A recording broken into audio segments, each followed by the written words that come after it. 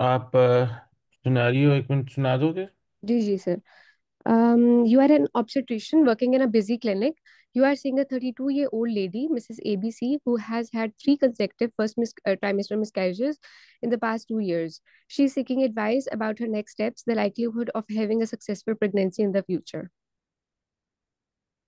Okay.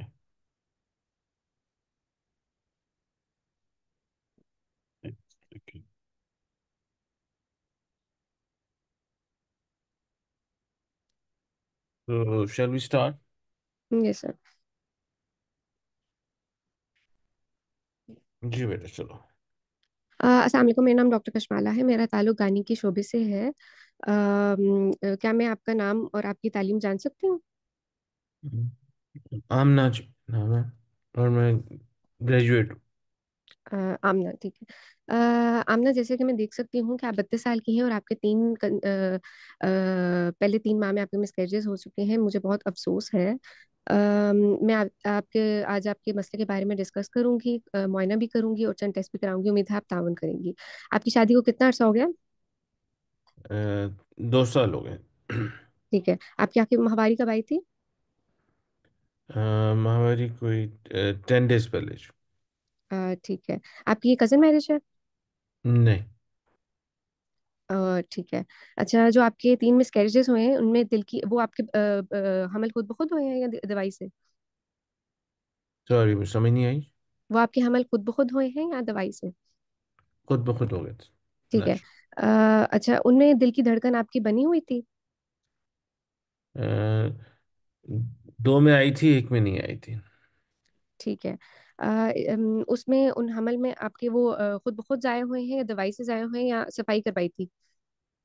वो एक जो है इसमें सफाई कराई थी, और बाकी जो दोनों हैं खुद ब खुद मेडिसिन से हो गए। ठीक है. अच्छा, आपका ब्लड ग्रुप आपको पता है? B positive. ठीक है. खानदान में या आपको खून जमने वाली कोई बीमारी तो नहीं है? नहीं जी, जिसका ठीक है. खानदान में किसी को पैदाइशी नुकाइस या बच्चे बार बार जाया होते हो? मेरी मदर की 2 मिसकैरेजेस। अ, ठीक है. आपके हमल का कोई हमल के टुकड़ों का कोई टेस्ट हुआ है जेनियाती? जिसमें वो डीएनसी हुई थी उसमें जनियाती टेस्ट नहीं, वैसे टेस्ट हुआ था। वैसे कौन सा टेस्ट हुआ था? वो रूटीन का। उसकी रिपोर्ट है आपके पास? उसमें आरपीओसी था। ठीक है. अच्छा, आपका कोई अल्ट्रासाउंड हुआ है जिसमें बच्चेदानी में कोई नुक्स बताया हो या बच्चेदानी के मुंह का कोई साइज बताया हो? नहीं। ठीक है. अच्छा, आपको हाँ। माहवारी बिल्कुल ठीक आती है, महीने के महीने आती है, खून सही पड़ता हाँ। है? वजन में इजाफा तो नहीं है? चेहरे पे बाल दाने, सर्दी गर्मी ज्यादा लगती हो, जोड़ों में दर्द हो? नहीं। ठीक है. ब्लड प्रेशर, शुगर या किसी किस्म की आप किसी बीमारी के लिए दवाई लेती हो? नो। ठीक है. अच्छा, मुझे बताएं कि आप का वजन कितना है? वजन 26 BMI। ठीक है. आप कितनी कप चाय या कॉफी पी लेती हैं? रूटीन की कोई बहुत ज्यादा नहीं। ठीक है. माजिद के साथ आप कोई सिगरेट नोशी, हुक्का या कोई नशावर चीज का इस्तेमाल तो नहीं करें? नो। ठीक हो गया. आपके खामन के बारे में मैं चंद सवालात पूछूंगी. उनकी उम्र क्या है? उनकी है जी 35। ठीक है. उनमें कोई मसला तो नहीं है, किसी की बीमारी, कोई किसी किस्म की बीमारी या सर्जरी उनकी हुई हो? नहीं। ठीक है. आपकी अब तक आपने कोई इलाज करवाया है इस चीज के लिए या कोई टेस्ट? नहीं, मुझे तो ये समझ नहीं आ रही मेरे साथ ये बार बार क्यों हो रहा। अच्छा, गंदा पानी भी नहीं आपको पड़ता था? नहीं। या फिर आपको कमल में फीवर, बुखार हो गया हो या रैश, दाने कहीं निकल गए हो? नहीं, ऐसा तो कभी नहीं। ठीक है. शोहर के साथ आपके ताल्लुकात कैसे हैं? मारपीट तो नहीं करते? नहीं जी, मारपीट नहीं करता। ठीक है. वक्फे के लिए भी कुछ इस्तेमाल कर रही हैं? नहीं, हम यूज कुछ नहीं कर रहे। ठीक है. अभी सोच रहे हैं। Sir, now I would like to do examination. Hmm. I will examine my patient starting from general physical examination. I will take vitals, height and weight to calculate BMI. I will like to see pallor, thyroid enlargement, any signs of autoimmune diseases, hirsutism, acne. Then I'll move to per abdominal examination light for see any. Acne है उनकी। ठीक है, acne है. Then I'll move to abdominal examination for any scar marks, invisible deformity, palpation to see any mass in lower abdomen. Then वो I will like normal है। normal, ठीक है. Then I like to do sterile speculum examination, and if pathological discharge present, then I'll take a high vaginal swab, and if pap smear not done, then I'll do that. वो भी normal है। Okay, so next I would like to do investigations, starting from baseline examination. Baseline investigation, then I'll do anticardiolipin antibodies and lupus anticoagulant, two samples 12 weeks apart if they're present, if that report is present. वो भी negative है। ठीक है. Then transvaginal scan for any congenital uterine anomaly, endometrium, myometrium, and any adnexal pathology. TVS normal है। Okay. Then I like to do a thyroid function test, thyroid peroxidase antibodies. ये भी normal है। Cytogenetic analysis of product of conception. वो तो वापस available नहीं। जी, वो not available. HbA1c. ये मेरा 6.2 है। 6.2, 6.7, ठीक है. सर भी ट्रीटमेंट की तरफ फिर जाऊँ पेशेंट. नहीं डॉक्टर साहब, what I'm trying to ask is कि why does this keep on happening to me? Why this. Um, देखिए, एक बच्चा बार बार जाया हो तो इसको हमारी जबान में, मेडिकल जबान में रिकरेंट मिसकैरेजेस होते हैं. इसकी कई वजूहात होती हैं जो मैंने आपकी जो सवालात आपसे पूछे थे, आपका मुआयना और आपकी जो टेस्ट हुए हैं उनसे देखा, लेकिन कोई वजह सामने नहीं आ रही, सिवाय इसके कि आपका वजन थोड़ा सा ज्यादा है. जो नॉर्मल BMI 24 तक होना चाहिए वो आपका थोड़ा सा ज्यादा 26 तक है, और आपकी चेहरे पे एक्नी भी आ रही है. वैसे तो आपके अल्ट्रासाउंड पे कुछ भी नहीं आया, PCOS या कोई जो सिस्ट बन जाती है, ऐसा कुछ भी नहीं आया. तो इसलिए हम आपको ये इसको अनएक्सप्लेन्ड कॉज ही लेबल करेंगे. इसका मतलब ये है कि कोई वजह सामने नहीं आई. अलबत्ता आपके जिनियाती टेस्ट नहीं हुए, हो सकता है जिनियाती टेस्ट में कोई आपका मसला आ जाता, लेकिन आप परेशान ना हो. मैं और मेरी माहिरीन आपके की किस टीम किस्म की जनियाती टेस्ट करना चाहेंगे? जिनियाती टेस्ट हस्बैंड एंड वाइफ दोनों का कैरियोटाइपिंग. लेकिन स्टीरियोटाइप। ये है कि वो एक महंगा टेस्ट है, और उसमें भी 1 से 4% ही हमें पता लग सकता है, और उससे आपके इलाज में कोई फर्क नहीं पड़ेगा. यही है कि आपने अपनी सबसे पहले अपनी तर्ज जिंदगी को बेहतर बनाना होगा, अपना वजन बरकरार रखना होगा. चाय कॉफी का इस्तेमाल आप वैसे भी कम ही करती हैं, लेकिन उसको कम ही करना चाहिए. वर्जिश करेंगी, अपना आपने वेट लूज करना है, BMI आपका 24 होना चाहिए. इससे इससे आपको, और अच्छी बात यह है कि आपके हमल खुद ब खुद हो जाते हैं, लेकिन आगे तक नहीं पहुंच सकते. तो हमारी पूरी कोशिश होगी कि आपके हमल जो है वो पूरी मुद्दत तक पहुंचे, तक कि आपको एक हेल्दी बेबी मिल सके. इसके अलावा आपको, क्योंकि इस टाइम पे स्ट्रेस भी होगा कि आपके 3 बच्चे ज़ाया हैं, तो आपको साइकोलॉजिस्ट के पास भी भेजूंगी.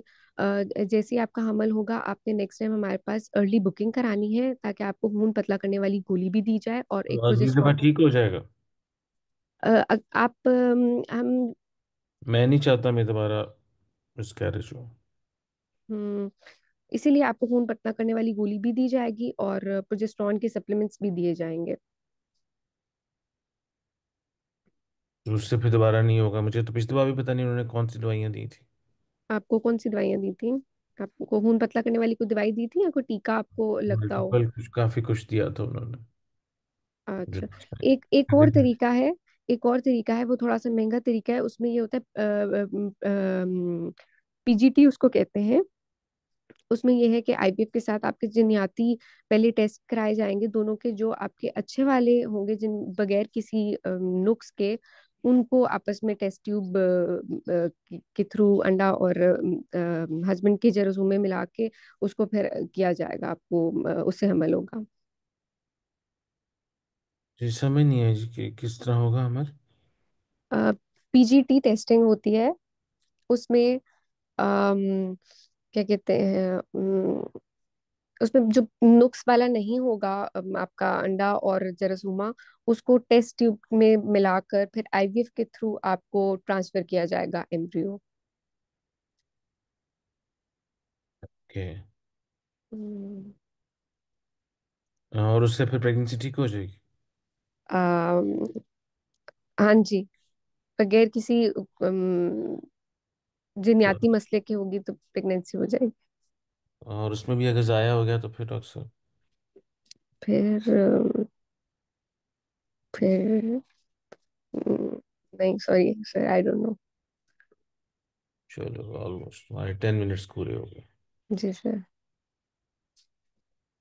जो how do you think you did? Sir I don't no, I think if treatment you know तो वाजंट फिर how? Good. Treatment was not fine. Otherwise, I think so. History examination was fine. Okay. और इसमें अगर हमारे total 10 number होते हैं तो आपके कितने आने चाहिए Mm, out of 10 in this question? um, you can tell better. मुझे तो आई नो। मैं तो आपसे Uh, पूछा what five, you. six, 5, 6 probably. 5 6, okay. नहीं, generally you were all right. And Okay. the best part about, I think, your this role play situation was that you did not rush into things and you were very calm and focused. And Mm, especially uh, जो इस time के अंदर आपने इसको सारा को wrap up किया या किया, वो I think was what we expected. तो उसमें जो आपकी ये कम्युनिकेशन विद द पेशेंट वाला है, जिसमें इसमें हमने आपको कंपोनेंट दिया हुआ था, उसमें यू विल जी get sir. Numbers. That's all. Hmm. Okay. उसमें आप चीज़ नहीं कर सके, एक number one, you did not ask about any previous marriages of both the couples. Yes. ठीक है, कि उसमें भी तो मिसकैरेज या हुई या Hmm. उनके हुए कि नहीं हुए। उसके बाद you did not ask about जो इम्पोर्टेंट था, कि आपकी लास्ट मिसकैरेज कब हुई है। Yes, sir. I didn't ask. क्योंकि जब तक आपको वो नहीं पता चलेगा तो उसकी मैनेजमेंट प्लान तो उसके मुताबिक ही आगे होगी। Hmm. राइट। उसके Yes, sir. अलावा जो आपका यूट्राइन एबनॉर्मेलिटीज़ है, उसको किस तरह आप डायग्नोस करते हो? सर अब तो 2D और 3D अल्ट्रासाउंड पे हो जाता है, यस, वरना यू पहले था नीड। कि अब स्टेरोस्कोपी और हाँ, MRI. Yes, that's okay, but you only did TVS. Yes sir. उसमें अगर आपने इसको जेनेटिकली, ये सॉरी, इसको अपना करना है, एबनॉर्मलिटीज को रूल आउट करना है, तो TVS normally does not, unless candle कोई बहुत ही gross hmm. Abnormality that can be picked up. ठीक है। अदरवाइज जो है, उसके लिए फिर आपने either we gonna do 3D ultrasound, जी और सर। दोनों, हिस्ट्रो भी आती है इसमें, और अगर वो अवेलेबल नहीं है तो एमआरआई। और फिर अगर आप इन्वेसिव में चले जाओगे, अगर जरूरत पड़ती है आपको, तो that would be depending upon laparoscopy and hysteroscopy. ठीक है सर। तो उसके बाद then we can do that. Last बेटा, जब आप पीजीटी की और जब आपने, सॉरी, ये इंपॉर्टेंट था, केरियो टाइपिंग में आप क्या देखना चाह रहे हो? सर कैरियोटाइपिंग में देखना चाह रही कोई अनबैलेंस ट्रांसलोकेशन, एन्यूप्लॉइडी यूप्लॉइडी हो। एक और और और सर क्रोमोसोम अनोमली से इस तरह नहीं होते। इसमें आ जाती है क्रोमोसोम नॉर्मलीज। रॉबर्टसन यस, अच्छा अच्छा, रॉबर्ट्सोनियन ट्रांसलोकेशन और अनबैलेंस वाला। अनबैलेंस्ड वो आ जाती ठीक। अनबैलेंस्ड होता है ना इसमें। हम्म। है। तो you need to name these अगर वहाँ पे जरूरत पड़ती है ओके। उसको करने के लिए।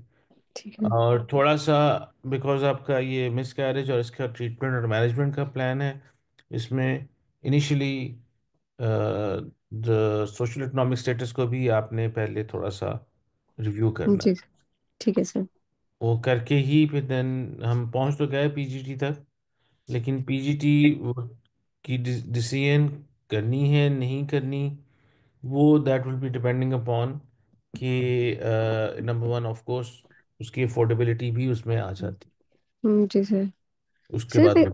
सर जैसा कहते हैं कुछ में कि आपके अब वेलफेयर जैसे हैं कि कोई भी ऐसा ट्रीटमेंट नहीं जाना चाहिए जिसमें आप पेशेंट की कॉस्ट मतलब उसके लिए आप उसको ना ट्रीट करो।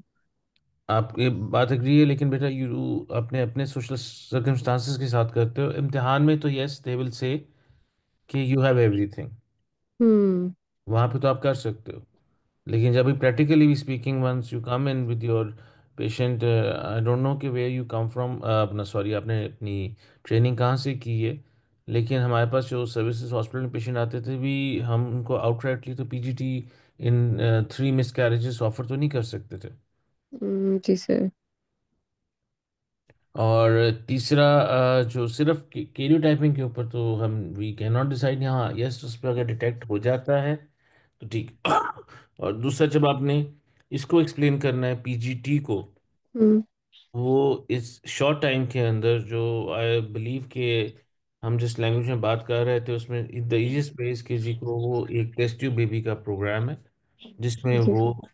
जब आपके अंडे लेके आपके हस्बैंड के साथ क्रीम के जरासीम से मिला देते हैं, तो उस पे जिससे हम उस पे डिटेक्ट कर सकते हैं कि उसमें एबनॉर्मलिटी तो नहीं है क्रोमोसोमल्स। हम्म। क्रोमोसोमल एबनॉर्मलिटीज एक ऐसी एबनॉर्मलिटी है which is the most common in the first trimester में, अगर हो रही इतनी अर्ली प्रेगनेंसी लॉस हो रही है, तो दैट ठीक है is the sir. Cause of हो जो हम डिटेक्ट करके उसको, ताकि हम उसको रेक्टिफाई कर सकें। फिर उसमें फिर जो एबनॉर्मल आपके एम्ब्रियोज होंगे उसको नहीं ट्रांसफ़र करते, जो नॉर्मल हैं उसको ट्रांसफ़र कर देते हैं, लेकिन शायद उसका फिर सक्सेस फेलियर रेट वो फिर आता है। हम्म। प्लीज स्टीरियोटाइपिंग एंड पीजीटी बिल्कुल एंड पे, कुछ समझना और then we move on to this. Other than that तो मेरा ख्याल है आपने इन मोर लेस इसमें काफ़ी चीज़ें कवर करनी, दो तीन जो मैंने बीच में मिस की थी, जो आपने हम्म। मिस की थी सॉरी, वो मैंने I think I can kind of do that. Why did we जी have sir. The HVS? HPS sir अगर पैथोलॉजिकल डिस्चार्ज हो। If there is any discharge, फिर then yes. you need to put in that कि yes if sir. on examination if there is any discharge, तो फिर then we'll take it. Yes sir. तीसरा जो एक, हाँ हमने जो भूल गया आप, कि जो हमने पिछली जो भी मिसकैरेजेस हुई थी, क्या उसमें रेगुलरली वो चेक कराती रही कि नहीं कराया, हम्म। और ठीक उसने है क्या सर। क्या ट्रीटमेंट लिया। एंड जो मेरे जहन से भी निकल गया और आपसे भी मैंने लिखा नहीं unfortunately, use of folic acid, yes sir. कर रही है नहीं कर रही, पहले ले रही है, किस डोज से ले रही है, रेगुलर है कि इरेगुलर है, क्योंकि these are one of those things which can kind of reduce the chances of वो this। एंड फिर अगर हम कुछ भी नहीं करते, एवरीथिंग इज फाइन, जो इसमें क्वेश्चन था जहाँ तक हम पहुंचे नहीं क्योंकि टाइम हमारा खत्म हो गया था। हम्म। अगर मैं अब मैंने आगे क्या चलना है? अब आगे चलने से पहले सबसे पहले आपने पूछना है कि जी उसकी लास्ट अबॉर्शन कब हुई है। अगर तो यस। लास्ट अबॉर्शन उसकी महीना पहले हुई है, फिर तो फौरन तो अभी वी वुड प्रेफर कि जी उसको एटलीस्ट 2 और 3 साइकिल्स उसके आ जाएं और फिर करें। हम्म। एंड तीसरा जो एक जनरल सा इसमें एक है रूल, जो मैं अपने पेशेंट्स को काफ़ी कहता हूँ, कि टू डिसाइड अपॉन कि जी हमारी नेक्स्ट प्रेगनेंसी कब होगी आफ्टर 2 साइकिल्स और 3 cycles, it is totally up to the mother who is gonna decide, क्योंकि उसको she is not only gonna be physically but mentally has to be prepared. अगर yes sir. पहले ही unwell है या कोई और उसका मेडिकल इशू या सर्जिकल इशू आ रहा है, तो she should not get pregnant unless until all those things are sorted out. And the decision of okay, when should she get pregnant, medically they need to have at least 2 months, 2 cycles का है, उसके बाद of course they can, but if she thinks कि जी को she needs a recovery time from all this mishaps, unfortunately 3 दफ़ा हो चुका है, एंड वो करें। और ये सारा कुछ करने के बावजूद there will be always be a certain percentage of time कि जी she might have a chances कि दोबारा मिसकैरेज होगी, लेकिन उसको प्रिवेंट करने के लिए वो फिर अगला आ जाता है कि हमने उनको high dose of aspirin start करनी है, यूज़ ऑफ अगर उसका ये एपीएल पॉजिटिव आ जाता है तो फिर उसको यूज़ ऑफ क्लेक्सेन उसमें आ जाएगा, वो हमने कब तक देना है, फिर उसका फॉलो अप आ जाएगा। और अगर हम्म। अनफॉर्चुनेटली ये मिसकैरेज हो भी जाता है तब फिर देन वी बी श्योर फिर हम उसकी जो है पीसेस के उसकी जेनेटिक स्टडीज हम करा के वी कैन गाइड देम कि आगे क्या कर सकते हैं। ठीक sir.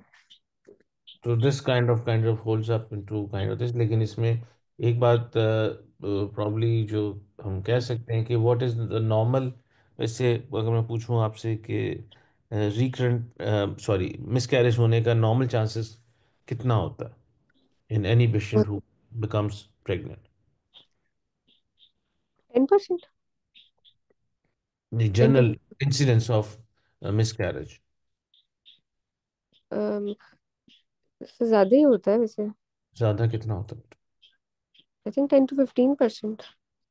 This almost almost 15 to 20% के करीब चांस। अगर जी। आज 100 फीमेल्स प्रेग्नेंट होती हैं, अगर 100 अपना प्रेग्नेंट होती हैं, तो out of them almost about 80 80-85% will be all right. बाकी तो जो 15% है दे विल हैव मिसकैरेज।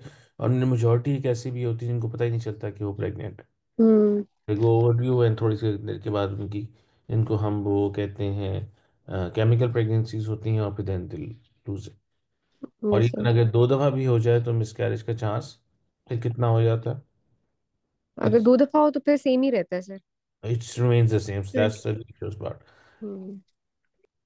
3 दफ़ा हो जाए तो फिर कितना होता 3 दफा हो जाए फिर वो बढ़ जाता है, आई थिंक So 35। 45%. है?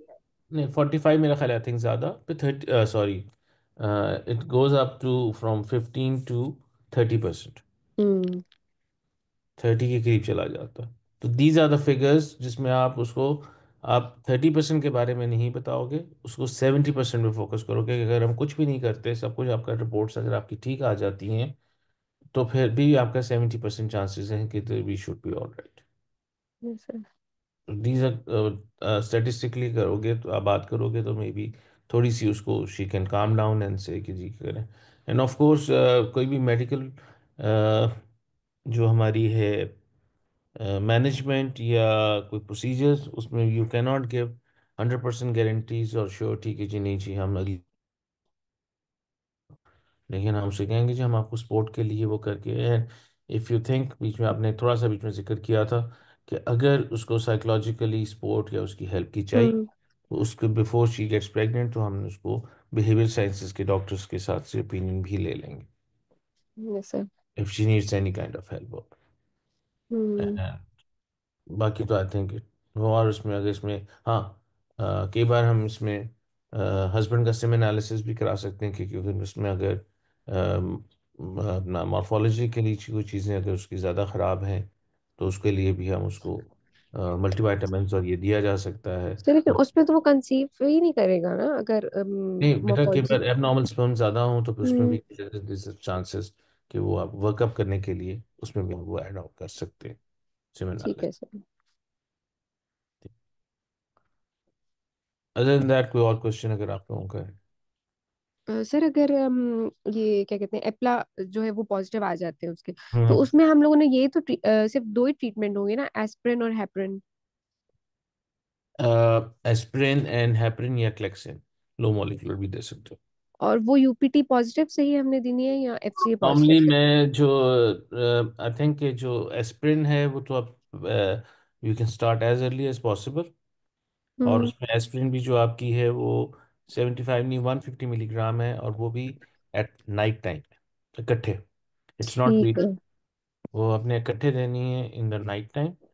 और जो है अपना बाकी हेपरिन या आपने क्लेक्सिन स्टार्ट करना है, वो नॉर्मली जब बेबी की हार्ट बीट आ जाती है उसके बाद देन यू स्टार्ट ऑफ। ठीक है सर। ठीक है, लेकिन उसमें उससे फिर पेशेंट से आप डिस्कस ऑफ ब्लीडिंग और ये सारी चीज़ें भी आप कर सकते हैं। पहले हमने एक्सप्लेन करना है एंड देन उसके बाद हम will proceed with that. Okay sir. Sir अस्सलाम वालेकुम। अनएक्सपेक्टेड मिसकैरेज में सर फिर हम करेंगे डोपिन वगैरह देंगे, क्योंकि सर उसमें हमें अगर एपीएलएस डायग्नोज नहीं है तो फिर हम डोपिन दे सकते हैं, अदरवाइज नहीं। मैं उसमें आप लोपिन भी दे सकते हो, और उसमें आप ये प्रोजेस्टेरॉन भी इनिशियली आप दे सकते सर प्रोजेस्टेरॉन का तो है उसमें कि से 4% इंक्रीज हो जाता है हो। Chance, yes. तो सर डोपिन का तो नहीं है एपीएलएस के बगैर। मेरा मैं तो एम्पेरिकली बेटा, आई एम इसको मैंने देखा नहीं, लेकिन आप देख लो कि जी कि उसको किस गाइडलाइन में आप डिफेंड कर सकते हो। प्रैक्टिकली स्पीकिंग इन पेशेंट्स जो हमारे पास आती हैं तो हम तो देते हैं। एंड आई हैव सीन ठीक है के, सर। हाँ, फर्स्ट 3 मंथ्स के लिए देने में हर्ज नहीं है। जिसमें पहले मिसकैरेज हो, जिसमें ये प्रोजेस्टेरॉन एंड ऑफ द ये use of Lupin in the first trimester. हाँ, उसमें जो अनएक्सप्लेन्ड है, जिसमें एपीएल पॉजिटिव नहीं है, उसमें डबल डोज थोड़ा सा ये हो सकता है, उससे ब्लीडिंग ज़्यादा हो। तो लेकिन एटलीस्ट 75 वाला में तो देने में हर्ज नहीं।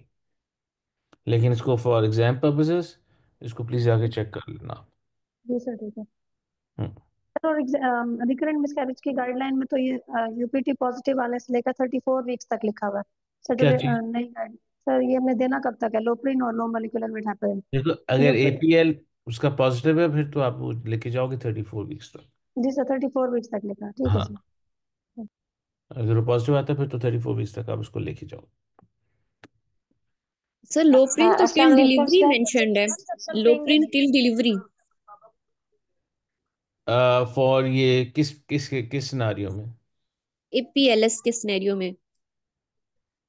हम तो वैसे लेके मैं तो लेके जाता हूँ उसको at least 36 37 at the time of the delivery तक भी लेके जाता हूँ। और सर प्रोजेस्ट्रॉन फिर कब तक हम कंटिन्यू रखें? सर 36 वीक्स तक करना है ना इसका, लोप्रिन का स्टॉप करनी है फिर। देखो, आजकल तो लोप्रिन अगर आप उसने सर्जरी करानी है, लेट्स उसका इमरजेंसी सेक्शन भी करना है, उसने अगर ली भी हुई, तो that really does not make a difference for safety purposes, कि उसमें इतनी ब्लीडिंग नहीं होती। इसलिए मैं तो नॉर्मली लास्ट वीक तक जो जब उसका जब भी डिलीवरी करनी है उसे 1 हफ्ते पहले तक चलाता रहता हूँ। और सर प्रोजेस्ट्रॉन कब तक करना है? प्रोजेस्टेरोन आप दे क्यों रहे हो, डिपेंड करता है ना। अगर तो आप उसकी प्रिवेंशन ऑफ कोई प्री टर्म लेबर या यूट्रस को क्वाइट रखने के लिए कर रहे हो, फिर तो आप एंड तक चलाओगे। अगर आपने किसी और सिनारियो के लिए इसको मिसकैरेज के लिए दिया हुआ है, तो वो फिर फर्स्ट 3 मंथ्स के लिए काफ़ी है। और सर अगर नीड हो तो फिर हम कंटिन्यू कर सकते हैं ना कर सकते प्रोजेस्ट्रॉन? हो, लेकिन उसमें उसके भी जो है, डिपेंडिंग अपॉन कि आप उसमें कौन सा वाला प्रोजेस्टेरॉन यूज़ कर रहे हो। लेकिन अब जो ये इंजेक्टेबल क्रेबिनॉन है, उसके काफ़ी पेपर्स आ गए हैं, which is not the safest drug to be used in pregnancy, जो ये ग्रेविनॉन है। और सर साइक्लोजिस्ट तो फिर सेफ है, हम पैसे दिए कर। साइक्लोजेन रूट या रेक्टल रूट के साथ आप यूज़ कर सकते हो और शुगर। लेकिन ये उनमें भी थोड़ा सा हमें केयरफुल होना पड़ता है जिनमें प्रीवियस हिस्ट्री ऑफ ये लिवर डिसऑर्डर्स या उसमें आ जाते ओके सर, थैंक यू। हैं।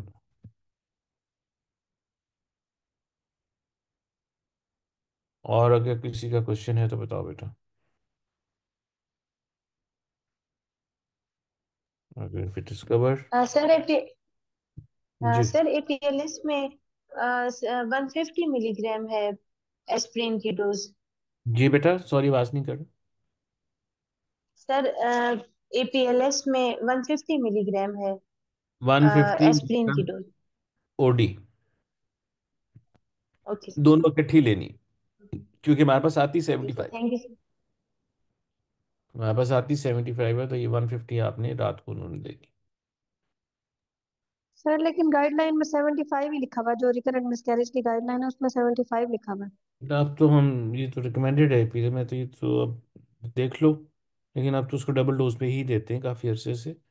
अम, मैं ये चेक कर लेता हूँ, या देख लेना किसी और को कोई अगर पेपर इस पे मिलता है तो दे कैन कोट दैट। ठीक है सर।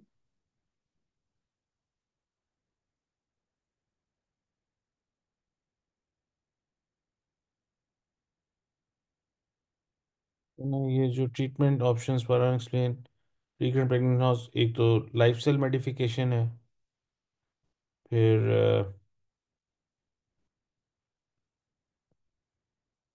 वो पीजीटी आ जाता है, साइड डोनेशन है, और सरोगेसी। नहीं, सरोगेसी तो इसमें नहीं होगी। Gestational career.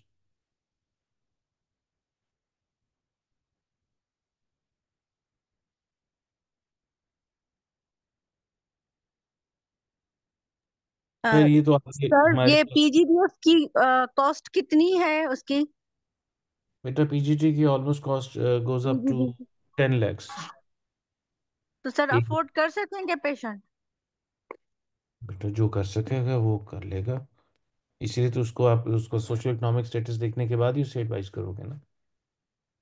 जी। ये तो सर ये एग्जाम में भी एक सिनेरियो था ना, तो मतलब कि वो पेशेंट पूछ रही थी कि अगर दोबारा मुझे इस तरह से ना हो, मोलर ना हो, तो मैं बिल्कुल भी ना हो, तो मुझे ऐसी कोई चीज बताएं जैसे कि ये मतलब कि मुझे नहीं हो। तो मैंने उसको कहा था कि एक आईवीएफ के तरीके से हम पीजीडी करते हैं, तो उसमें तो फिर कहा कि हाँ अगर मैं आईवीएफ करवाऊं, खुद उसने कहा।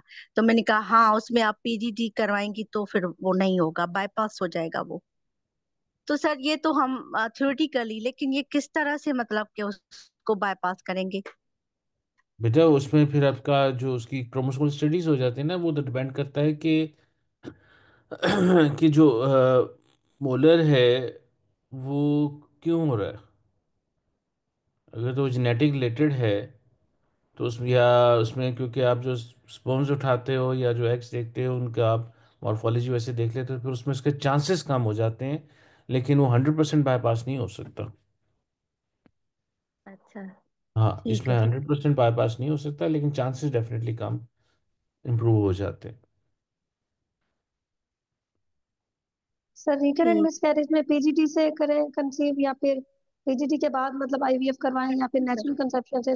लाइव बर्थ रेट तो दोनों का सेम है, तो सर ये भी पेशेंट को बता देंगे ना कि लाइव बर्थ रेट सेम है, तो ये वो है, बहुत ज्यादा एक्सपेंसिव है ट्रीटमेंट। यस। मतलब ऑप्शन दे देंगे, लेकिन करना इतना प्रैक्टिकली अच्छा तो नहीं है कि आप करके आपका आउटकम तो सेम है।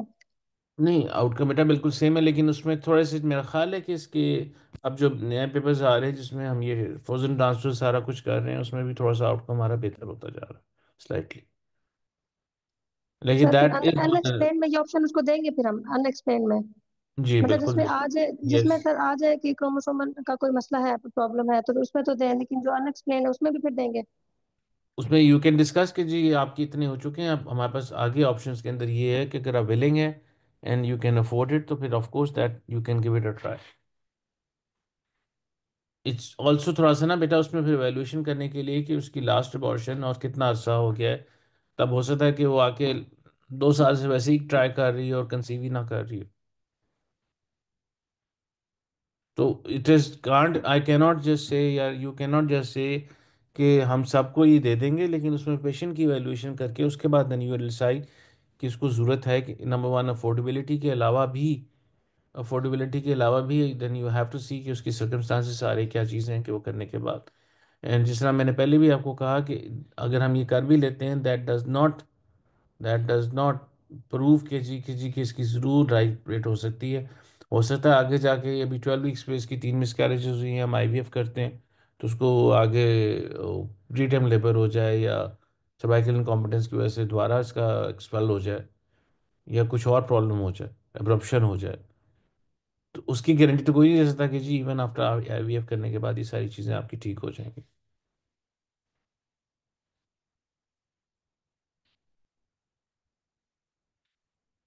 समझ आई बेटा कि नहीं समझ आई?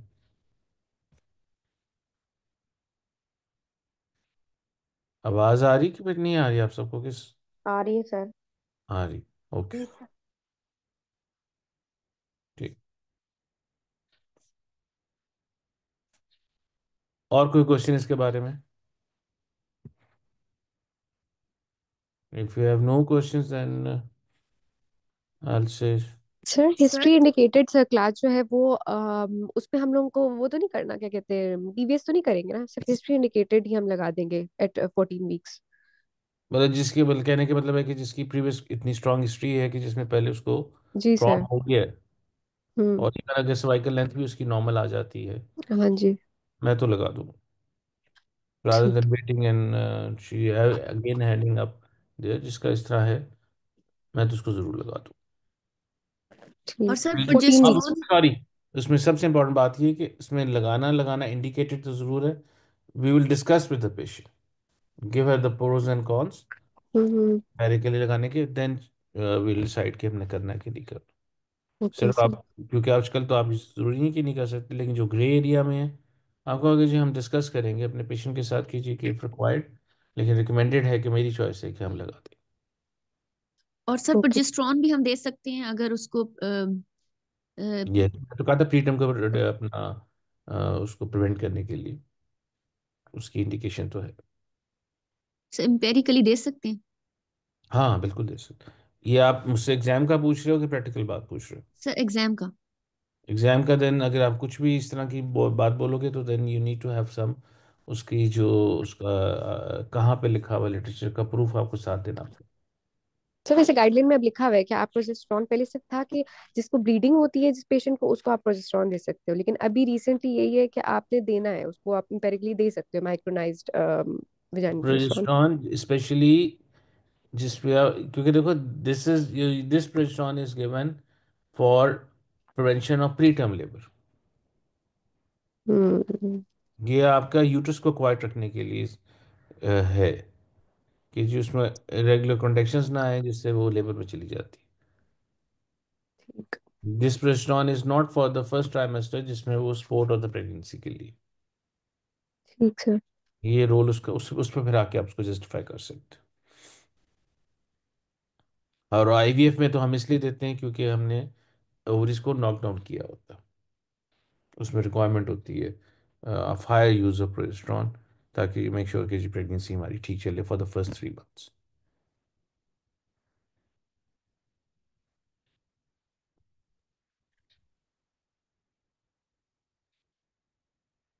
चलो जी।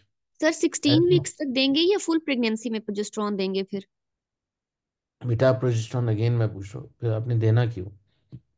अगर तो आपने सिर्फ फर्स्ट ट्राइमेस्टर सपोर्ट के लिए देना है तो वो तो आपने पहले ही फर्स्ट ट्राइमेस्टर में दोगे।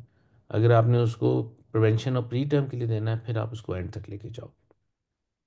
Okay sir, thank you. Hmm.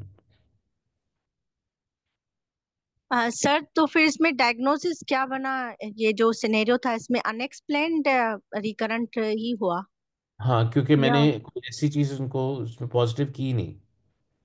Ji sir.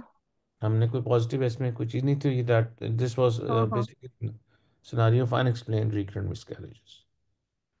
तो फिर उसमें healthy life style, tender loving care और फोलिक एसिड प्री कंसेप्शनली, यही जो डिवर्ट्स में और उसमें गाइडलाइन में हाँ लिखा हुआ है, बिल्कुल इस तरह ये से बाकी करना? अगर वर्कअप सारा ठीक आ जाता है वो, और अगर इसको साइकोलॉजिकल सपोर्ट की ज़रूरत है और साइकोलॉजिकल सपोर्ट। जी जी। और लास्ट सिर्फ कि उसकी प्रेगनेंसी कब होनी चाहिए जब वो खुद फिजिकली और मेंटली प्रिपेयर्ड अच्छा, मतलब उसको कहना चाहिए कि 3 महीने के बाद या 3 साइकिल्स हो। ऑफ मेंस्ट्रुअल साइकिल हो जाए उसके हाँ, बाद करें? वो तो हमारा मेडिकल ही हो गया। 3 महीने के बाद भी वो आपके पास आती है, शी लुक्स डिप्रेस्ड।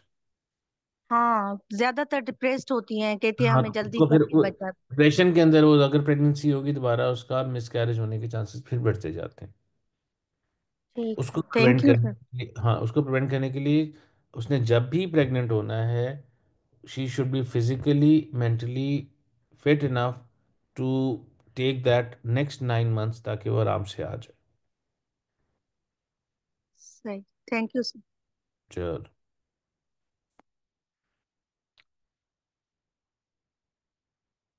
चलो बेटा फिर ओके।